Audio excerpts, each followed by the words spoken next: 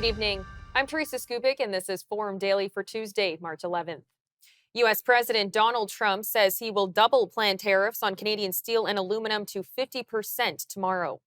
Mr. Trump says that the move is in response to Ontario's 25% surcharge on electricity shipped to 1.5 million American homes and businesses across 3 states.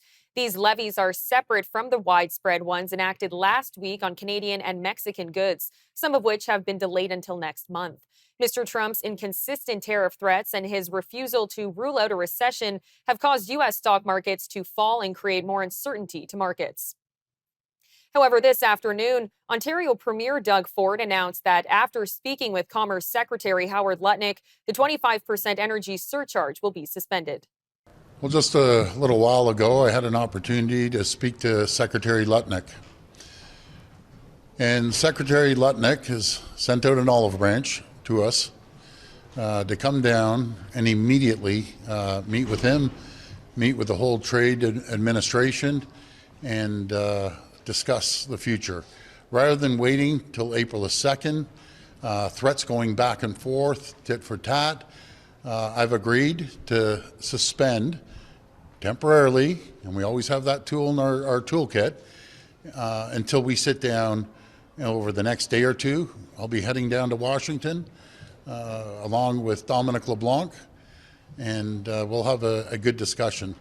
You know, with any negotiation that we have, there's a point that both parties are heated and the temperature needs to come down. And I thought this was the right decision. They understand how serious we are about the electricity and the tariffs. And rather than going back and forth and having threats to each other, we have both agreed, let cooler heads prevail. We need to sit down and move this forward. This is a massive, massive deal, the USMCA. Which the federal government will be leading the charge. I'll be sitting down with all our premiers tomorrow as well and discussing this and their issues as well. So we're going to go down there and we're going to go down there with confidence. We're going to go down there with strength. And again, hopefully we can move this forward. I feel as a province, and I only speak for the province of Ontario, I want to reaffirm I do not speak for any other premiers. Everyone's very patriotic, and we have the best premiers I've ever seen. But we're going to be talking about the USMCA moving forward. The worst thing that could happen is wait and let this drag out until April the 2nd. So we're going to move forward and have a very good conversation with Secretary Lutnick and the whole trade team. Yesterday, investors mashed the sell button on Bay and Wall Streets amid tariffs and trade confusion. Toronto's main stock index plunged almost 400 points, while the blue chip Dow was down by nearly 900 and the Nasdaq was 4% lower. Base metals, tech, financials, and industrials led the way down, while telecom and utilities stocks rose. BC has expanded its ban on U.S. liquor to all American beer, wine, and alcohol as U.S. President Donald Trump escalates his tariff threats. At first, the province had only removed alcohol from Republican U.S. states. It was about a week ago. We announced taking liquor products and other products made in Republican states off of the shelf here at the liquor store and at all of our public liquor stores across the province. Since then, we have seen a threat of additional tariffs on the dairy industry, an investigation into our lumber industry by the president with the aim of adding even more tariffs, and disturbing articles in the New York Times and other places about the president threatening to redraw our borders and pursue Canadian water. Now, the reaction of many British Columbians, myself included, is if the president's so interested in Canadian water, then we're going to help him out by letting him keep his watery beer. I'm here to announce today that we are removing the rest of the American liquor products from the shelves of the BC liquor stores.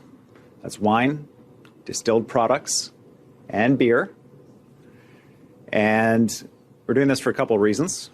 One is to respond to the escalating threats that we're seeing from the United States. The other is to recognize the feeling that many British Columbians have now when we look at American products. We don't even want to see them on the shelf anymore. It's a matter of strategy to go after Republican products, to target Republicans, the ones who are doing this to American families and Canadian families. But I have received many emails and letters and interactions with people who they don't even want to see American products right now in our government liquor stores. And so we're sending that strong message. We're responding to what British Columbians are asking for, and we are removing the remainder of the products. Premier Eby also added that the province will be passing legislation to enact extra tolls for trucks passing through BC en route to Alaska. And at that same press conference, Premier Eby confirmed that the province will be getting rid of the provincial carbon tax as soon as federal legislation is changed, allowing for them to do so. You know, first of all, if I can take a step back, I think it's unfortunate that a policy that existed between governments for a long time in British Columbia, a successful policy in driving down our carbon pollution that had support ultimately on both sides of the legislature, was politicized and accelerated in the face of a cost of living crisis in a way that cost public support across the political spectrum for it. I think that's really unfortunate because it was an important tool here in British Columbia. With that said, we made an unambiguous commitment to British Columbians that we will get rid of that carbon tax. We will move as quickly as we can following the removal of the federal law that requires us to have it in place and ensure that we're able to move forward. We're going to continue to make sure that big polluters pay in the province. And for the people who are filling up their cars, who are heating their homes, for the residents of British Columbia, we're going to make sure that the carbon tax is not there for them. This morning on Parliament Hill, Green Party leader Elizabeth May cautioned against an early election, claiming that if Canada is in an election, a caretaker government will limit our ability to respond to Mr. Trump's tariffs. The convention in Canada is that when you're in an election campaign, the government that remains, a cabinet government, can only operate as a quote-unquote caretaker government. How does a caretaker government respond to something that we don't know about today, but may be occurring in 3 weeks' time? Think of how much damage Trump has done. He was inaugurated January 20th. We've been getting whiplash from his tariff today, maybe no tariff tomorrow. We need to have a government that remains solid. Team Canada that can say to Donald Trump, go pound sand or go suck eggs. Although, as I said, I now realize there's a tariff on sand and they may not be able to afford eggs.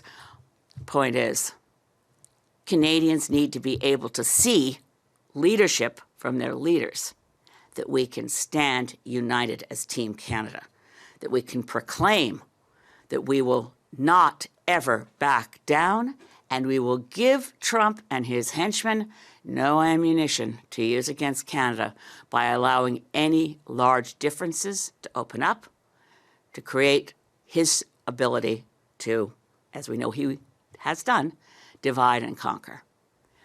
We need to do this. I call on Mark Carney specifically and Pierre Poilievre specifically. We have written to ask to meet with you, as all leaders should meet. We have an opportunity. It's time limited. If the writ drops without an agreement to have a way forward, it may not be a war cabinet. Maybe there's a better idea. We won't know about it until we sit down and talk with each other.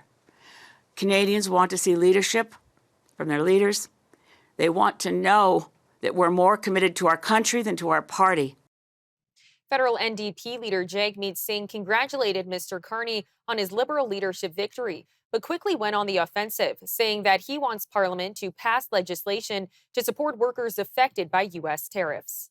I first want to acknowledge that and congratulate Mark Carney for his victory yesterday. But what is his plan and vision for Canada? Well, he's said it yesterday in his acceptance speech. One of the first things he promised to do is a tax cut that mostly helps millionaires. Right. He is telling you who he's in it for. That tax cut is to change or to reverse on the capital gains changes. So he wants to give an advantage that's mostly going to help millionaires and a very small percentage of Canadians. Here is our plan as New Democrats. First off, workers, Canadians, families, people are standing up and fighting back. They need a government that's going to fight back for them as well. And one of the first things we can do is make sure if a worker loses their job, that they have supports in place. And that means making sure EI is there for workers when they need it. Every worker should be covered by EI, and the amount that they get should be enough to pay the bills, enough to pay the mortgage, pay the rent, pay their bills. And so we need to make sure EI is strong enough to support workers in this uncertain time. All right, stay tuned. Coming up, we'll be speaking with Liberal strategist Andrew Perez about Mark Carney's landslide victory. Federal law stipulates that any prime minister, cabinet minister, or even parliamentary secretary serving in Ottawa must put their controlled interests into a blind trust within 4 months or 90 days.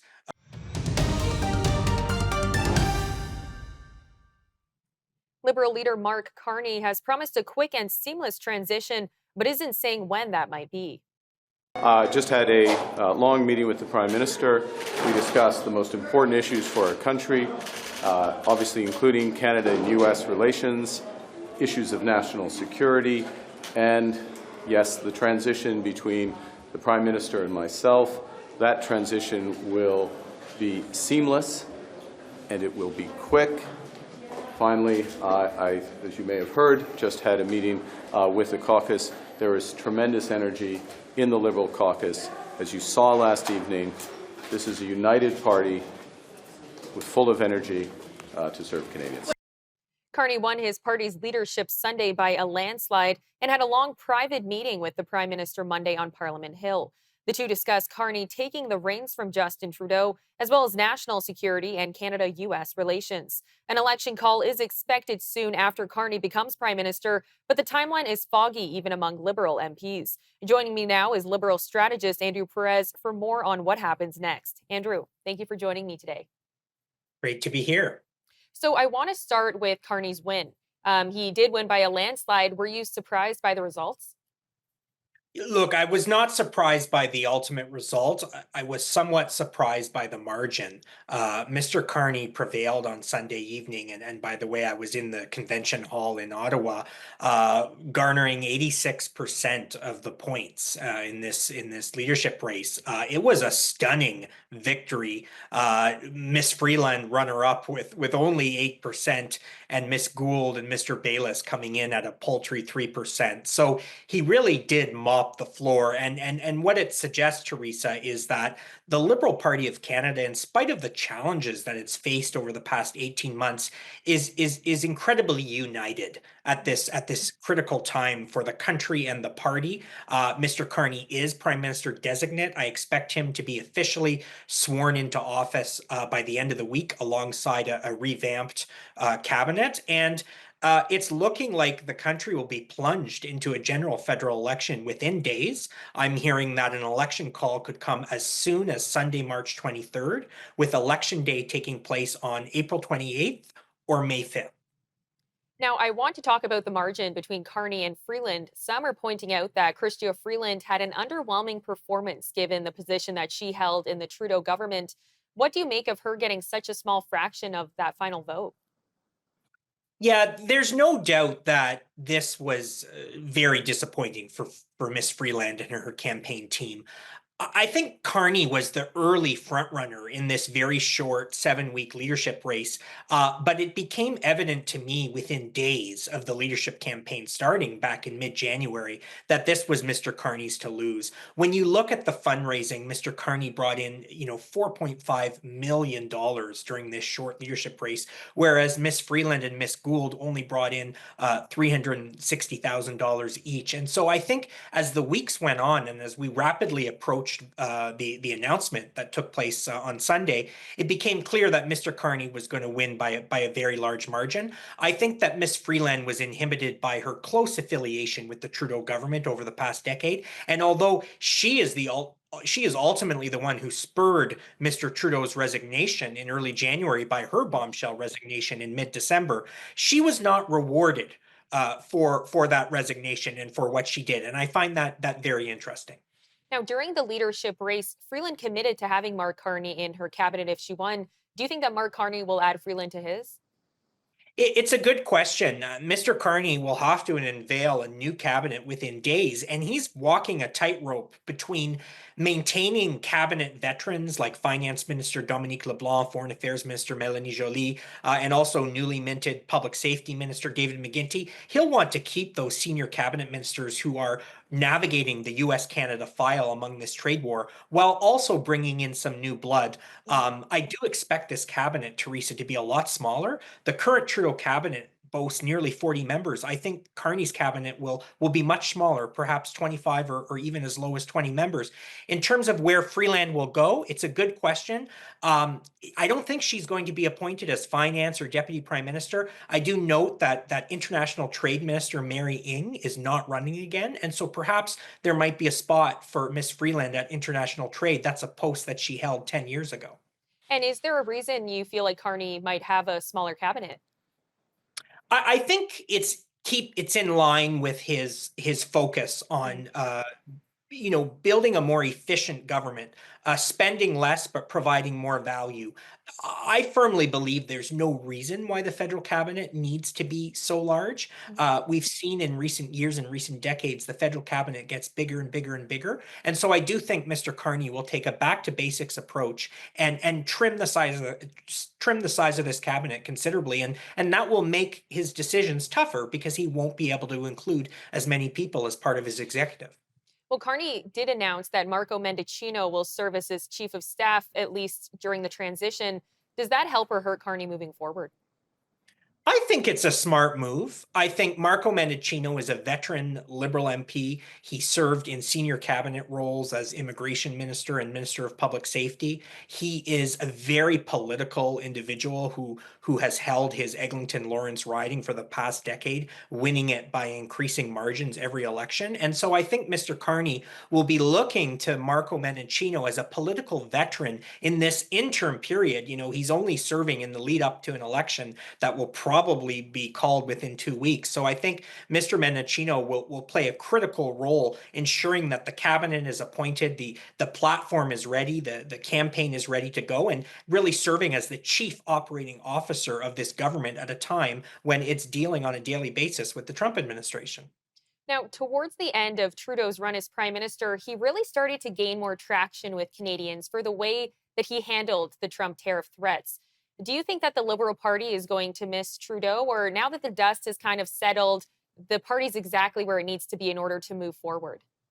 I think the party is in a good position. And while I think that Mr. Trudeau did need to go and that his resignation a few weeks ago was welcome, it's true that Mr. Trudeau is leaving on a high note. He truly has demonstrated leadership in several of his speeches and in implementing dollar for dollar retaliatory tariffs. Many have said that Trudeau has divided the nation in recent years. I would argue that in the final 6 to 7 weeks of his prime ministership, he has actually brought the country together in a Team Canada approach, united the people, united premiers, standing strong for Canada, its economic interests, and fighting for Canadian sovereignty in this very precarious time for our country. And you did touch on the fact that a federal election might be called rather soon. But politicians like Elizabeth May and Jagmeet Singh have kind of spoken out and said that maybe hold off with the election while we deal with Donald Trump's tariffs. And then once that's kind of figured out, we'll go from there. Is there a reason that you think that an election is going to be called immediately? Or do you think it's a better idea to have Parliament kind of chill, figure out what to do moving forward, and then have an election in a little bit? I think the train has left the station when it comes to election speculation. I think Mr. Carney wants to capitalize on the popularity that we're seeing across the country. Liberal Party polling is rebounding. 6 weeks ago, the party was 20 to 25 points behind the Conservatives. Today, the Liberal and Conservative parties are in a dead heat. It's also important to note that Mr. Carney does not hold a seat. And so if he were to bring back Parliament on March 24th, when the prorogation is scheduled to end, he would not actually be able to sit in the House of Commons and speak. And it's unclear whether the opposition parties would actually support this government. It's not clear to me that Mr. Carney would be able to command the confidence of the House of Commons. And so for those three reasons, I think that we are headed into an election within the next 2 weeks. Now, the Conservatives have spent a lot of time criticizing Carney for not disclosing his financial interests. Now that he's the leader, when should we expect to see that process carry through? Well, in fact, earlier today, Teresa, Mr. Carney was very proactive. He submitted a comprehensive conflict of interest plan to the Federal Ethics Commissioner. And as part of that submission, he is divesting all of his controlled assets, not including personal real estate, and putting them into a blind trust. Federal law stipulates that any prime minister, cabinet minister, or even parliamentary secretary serving in Ottawa must put their controlled interests into a blind trust within 4 months or 90 days, or 120 days rather, of taking office. And Mr. Carney has proactively done so 4 months early, before even being formally sworn into the prime minister's office. And so I think he's taken a really proactive approach in doing this today. And I think it demonstrates that his ethics are beyond reproach, and the Conservatives are simply playing partisan politics. Well, Andrew, thank you so much for the time. I appreciate it. Thank you, Teresa. Take care. All right, don't go anywhere. Up next, Russia's air defense shoots down 337 Ukrainian drones in what appears to be the biggest Ukrainian drone attack in 3 years.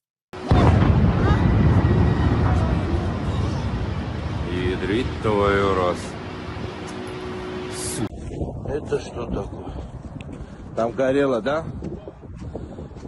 Ни хрена себе дырку сделали.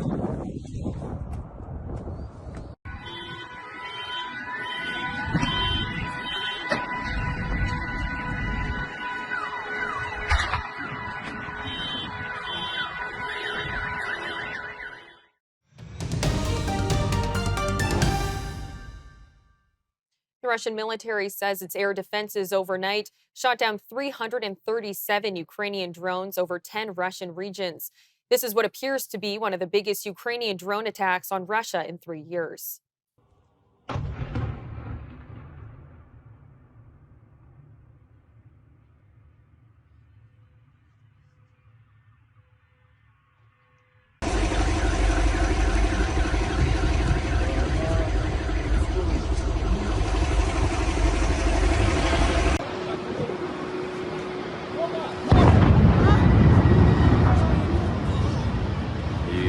Твою раз. Это что такое? Там горело, да? Ни хрена себе дырку сделали.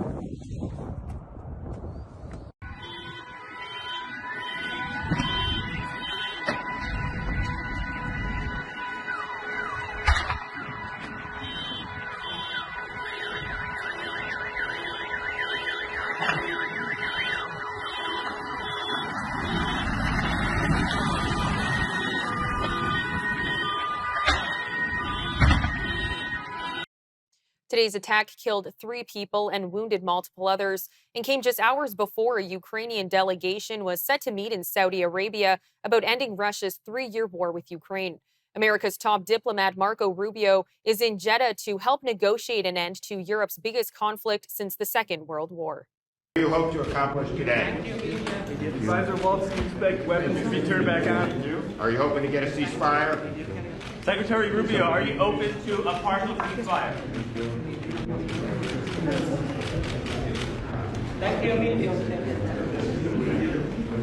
Secretary Rubio, Sky News. Do you think you'll get a ceasefire?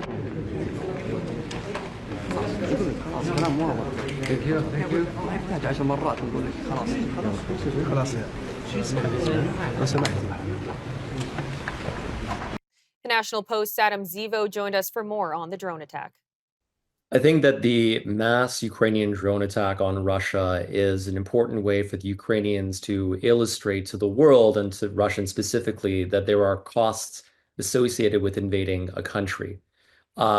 Ukraine has predominantly targeted military facilities or economic facilities such as oil refineries, but it seems that in this case, some civilians have been hit, and that is deeply unfortunate. And I think that the Ukrainians should be dissuaded from hitting civilians, but at the same time, that seems to be the exception rather than the rule.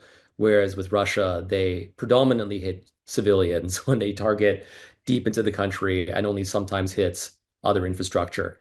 I think one of the important things to remember here is that this Ukrainian drone strike, though it has enacted a toll upon the Russians, it's only a fraction of what the Russians do to the Ukrainians every single night, right? So at this point, almost every single night, you have hundreds of drones and some dozens of rockets sometimes coming into Ukraine and killing innocent Ukrainians.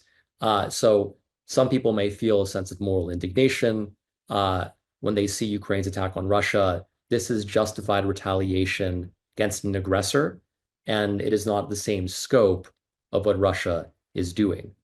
I think it also illustrates that the Ukrainians are less vulnerable and less weak than many in the West might believe, or some opponents of Ukraine might want to believe.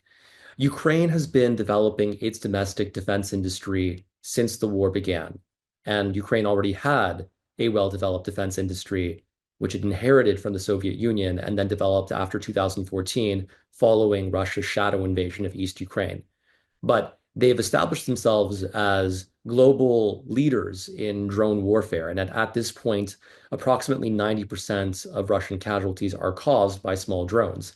The fact that Ukraine is now able to send hundreds of larger drones deep into Russian territory and target Moscow itself shows that the Ukrainians can be relied upon as promising security partners, shows that they will not crumble so easily, and I think also presents some opportunities to Western partners, because if Ukraine is able to do this, and they're able to provide effective drones which can bypass Russian air defense systems, often at a fraction of the price of NATO-produced drones, then I think we should be asking them to share that technology. And I think that that's some of the value they can bring to their allies in compensation for the military aid that they have received. Important thing to consider here is that Russia has been able to maintain public support for the war by quarantining the upper middle class and middle class residents of Moscow and St. Petersburg from the impacts of the war. When your most important citizens feel as if the war is abstract, as if it's happening over there somewhere in some border region, and you can live your regular, everyday, comfortable life, then you're not going to protest so much. But if we see drones hitting oil refineries and buildings in Moscow, that increases public discontent. That ensures that Putin's grip over the country becomes slightly more brittle.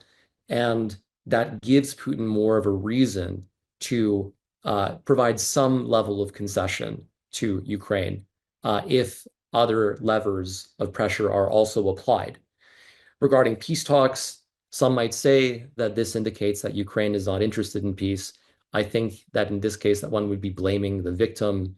Russia has sent hundreds and hundreds and hundreds of drones and missiles at Ukraine every single week.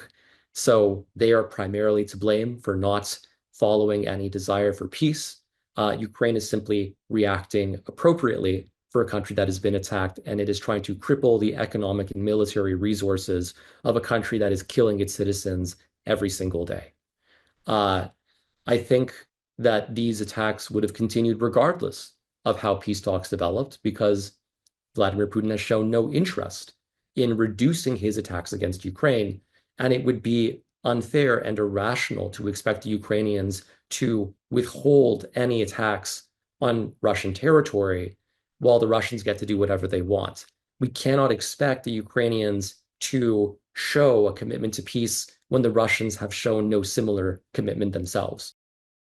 Elon Musk has pointed the finger at Ukraine following a massive cyber attack on the social media platform X. Well, we're not sure exactly what happened, but there was a massive cyber attack to try to bring down the X system with IP addresses originating in the Ukraine area. However, before Mr. Musk pointed the blame at Ukraine, the hacker group Dark Storm Team had already claimed responsibility for the attack on its Telegram channel, saying that the offensive was due to the U.S.'s stance on the war in Gaza. The cyber attack lasted several hours and affected Android and iOS apps, causing numerous web client problems. And Donald Trump is vowing to buy one of Elon Musk's Teslas. Mr. Trump is throwing support behind his billionaire advisor following one of the worst single-day sell-offs in Tesla's history. Tesla has been hammered this year under competition from rival electric vehicles, as well as his close association with Trump and with far-right causes globally. Shares have plummeted 45% so far this year. Alberta's NDP is calling on Premier Danielle Smith to cancel an upcoming appearance with conservative media personality Ben Shapiro. The event is a fundraiser for Florida-based PragerU, a conservative content organization that has faced criticism for minimizing the impacts of slavery and climate change. Alberta NDP leader Naheed Nenshi has called it despicable for Premier Smith to speak at the fundraiser and has urged her to cancel her appearance. In response, Ms. Smith's press secretary issued a statement explaining that the event offers the Premier an opportunity to share Canada's perspective amid the ongoing trade dispute. Despite his support for Donald Trump, Ben Shapiro has criticized the president for targeting Canada. Trump has said that he wants a crackdown on the northern border in Canada. Fine, let's get that. Let's do that. And then let's get rid of these tariffs. Seriously, let's get them to ratchet down their tariffs. Let's ratchet down our own tariffs. Canada is the #1 trade partner of the United States. They are not a financial or economic or physical threat to the United States. Treating them as such is not a wise move. It just isn't. So you know what I would like? I would like lower tariffs with Canada. Sure, I'd like more border security. I will point out at this point that the grand total of fentanyl that was caught at the northern border in the last year was 43 pounds. By way of contrast, the amount of fentanyl that was caught at America's southern border was 22,000 pounds. 5 years ago today, the World Health Organization declared a pandemic of the novel coronavirus, setting off a series of policies that transformed Canadians' lives for years.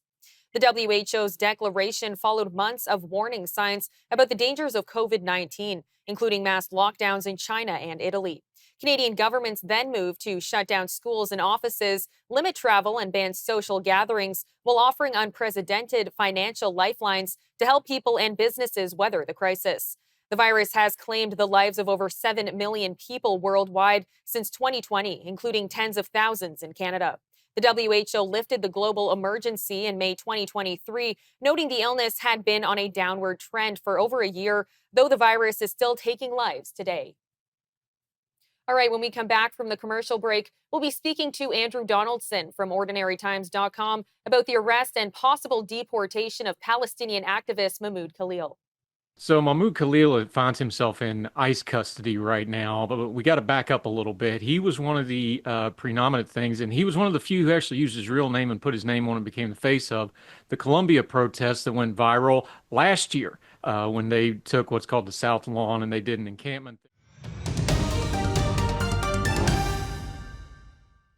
President Donald Trump is warning that the arrest and possible deportation of a Palestinian activist who helped lead protests at Columbia University will be the first of many to come, as his administration cracks down on students protesting the war in Gaza. Mahmoud Khalil was arrested on Saturday by Immigration and Customs Enforcement agents. This is not a matter of simply violating university rules. This is a movement, an anti-war movement. We have sparked similar Gaza solidarity encampments across the nation and even across the globe. His lawyer says the agents claimed that the government was revoking his green card. The Department of Homeland Security has said that the arrest was in response to Mr. Trump's executive orders prohibiting anti-Semitism. Andrew Donaldson from OrdinaryTimes.com has more on the arrest.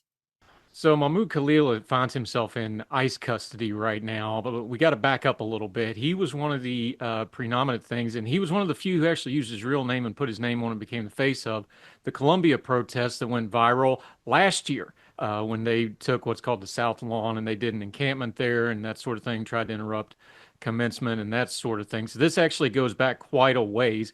And now you fast forward to now to the latest protests around Columbia. It was actually across the street at Barnard College, but also involving Columbia again. Now, for the background, for folks that don't know, Columbia University is inside of New York City, but it is a very unique place. Think more like the Vatican inside of Rome. You have to go through security to get in it. It really is its own little world inside of New York City that's kind of separate from everything else. It's its own little universe, even amongst the memes and the jokes about how higher education is its own universe.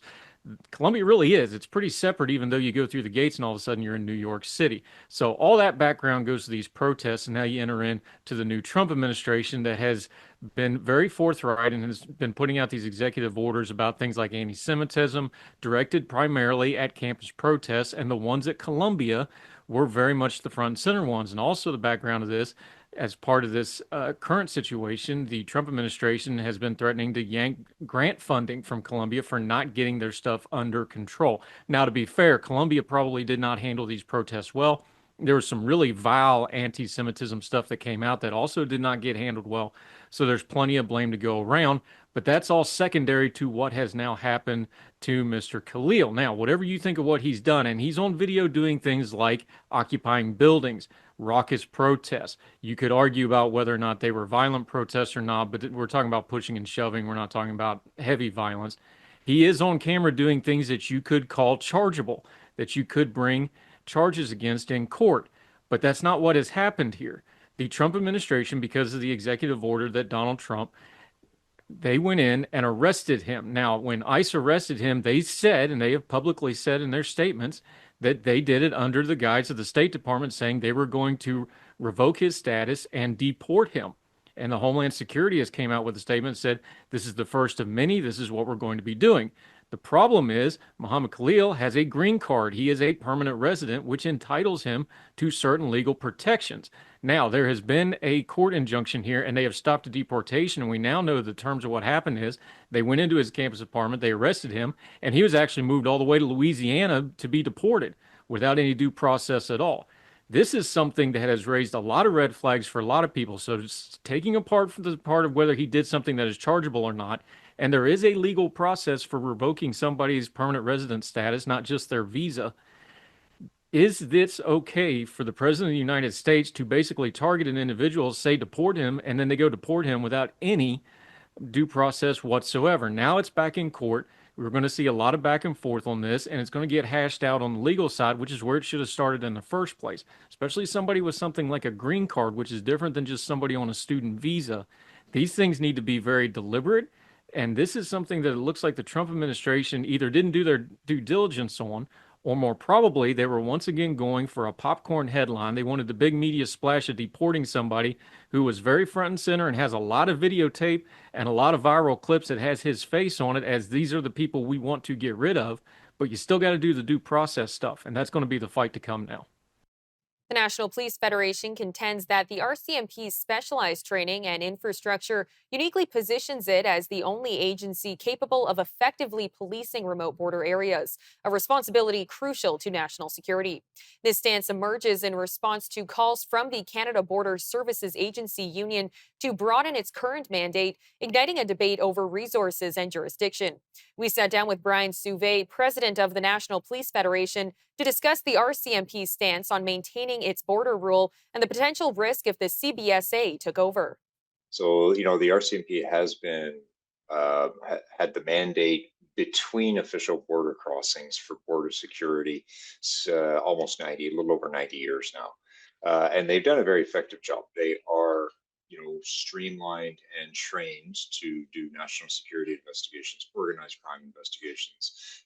You just saw an announcement today, perhaps, about the Project Steel, where the RCMP actually coordinated with 63 different law enforcement agencies across Canada in an integrated child exploitation case where over 100 people were arrested across Canada and thousands of devices were seized. So that is basically the mandate of what we do, is coordination, integration, and the effective resolution of threats to Canada's security. The RCMP bolstered with the proper resources, as you saw in December. Obviously, public safety made an announcement with some investments into the RCMP. They responded with some new tools, whether they be drones, cameras, or helicopters to assist. And we're continuing to press the RCMP, as detailed in our federal budget submission last year, to increase the footprint or the manpower in its federal policing program to, again, add more security to the border, but also assist with national security investigations of organized crime. Other agencies, whether it be the CBSA, for example, do not have the same authorities as the RCMP does. So when you're dealing with border security, transnational organized crime, you need to have the full-fledged federal police officer authorities, or else you end up relying on the RCMP to support you. So yes, CBSA, they do a fantastic job with the mandate they've been given at the border entries points. However, they also rely upon the RCMP or the police service of jurisdiction at an airport to assist them with follow-up on criminal investigations. When we're talking about border security, it's not just about people crossing the border illegally under the Immigration and Refugee Protections Act, or bringing across an extra carton of smokes underneath the Customs and Excise Act. We're talking about illegal firearms trafficking, we're talking about human trafficking, we're talking about organized crime and big things. So the RCMP is already legally positioned for that. We discussed the challenges of border security and the potential impact of hiring more officers. Even before the United States got into campaign mode, debate mode, or election mode, or a new president mode, right? We were very well aware that the RCMP needs to focus and bolster its national security as well as its federal policing program, which includes the integrated border enforcement teams, the ship rider program, the marine safety enforcement teams, etc. So that is just the HR component, the human component that we see. A government of the day needs to make a dedicated, committed commitment to the RCMP. On the backside of that, obviously, the RCMP has had no difficulty finding applicants to join. We're one of the few police agencies, I think, in Canada that is eclipsing records for people who want to join the RCMP, and there is a wait list, if you will. So filling those 1,000 seats should not be an issue. Getting people into depot, going to a federal policing program. We also discussed the RCMP's coordination with U.S. law enforcement on cross-border issues. When you go to the States, there are a number of different agencies that have a similar but different mandate, right? So you have the FBI, you have Homeland Security, you have Immigration Customs Enforcement, you have Customs Border Protection, you have their Border Patrol, you have the United States Marshals, the Drug Enforcement Agency, Alcohol, Tobacco, and Firearms, all of those different agencies, and the sharing of information or intelligence is not necessarily as seamless or as quick. So when we integrate with them, and we work extremely well with our United States colleagues, whether it's along the border or in major cities doing transnational or international organized crime, the comments that we get is that, my God, you guys can act quickly because you're so integrated and you have the way to just share with one agency and one set of protocols, one set of policies and such. Doctors say that Pope Francis is no longer in imminent danger as a result of pneumonia, but they have decided to keep him hospitalized for several more days to receive treatment.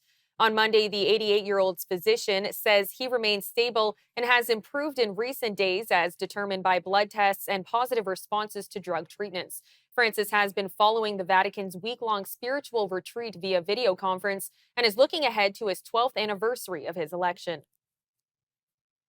I'm Teresa Skubik, and that'll do it for your look at national and international news for today. For more news on demand, you can always visit our website at forumdailynews.ca. Good night, Canada.